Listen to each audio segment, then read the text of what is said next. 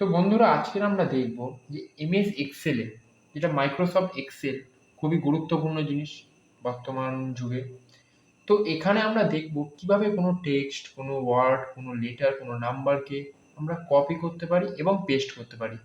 আমি জানি এটা 100% লোকেদের মধ্যে 90% লোকেরাই জানে, তবে যে 10% জানে না, তারা এই ভিডিওটা দেখে আশা করছি উপকৃত হবে।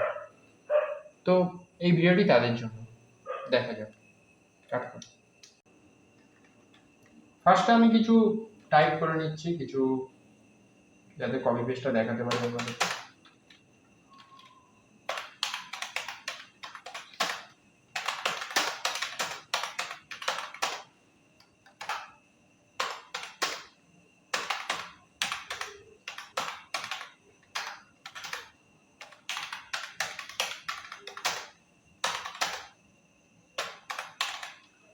এটা আমরা টাইপ করে দিলাম।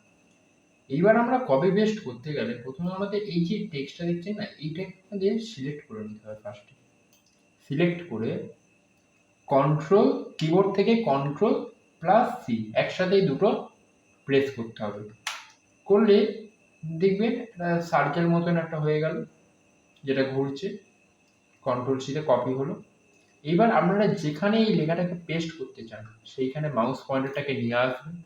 আসার পরে কন্ট্রোল প্লাস ভি কিবোর্ড থেকে প্রেস করবেন, সেম লেখা পেস্ট হয়ে গেল। এরকম এটাও আমরা একই জিনিস করতে পারি।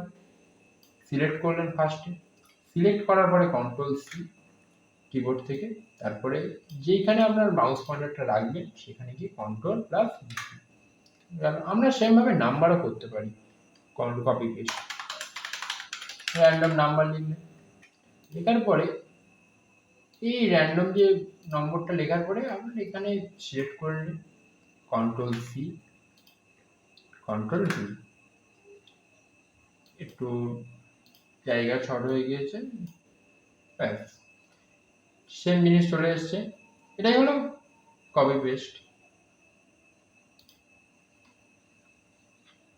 তো আরেকটা পদ্ধতি আছে এই কপি পেস্ট করা, সেটা দেখাচ্ছি।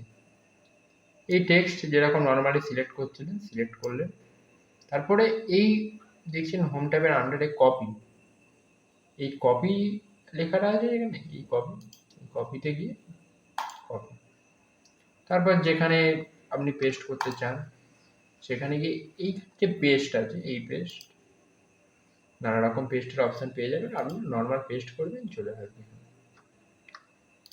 সেম ভাবে আরেকটা যদি দেখতে চাই, কপি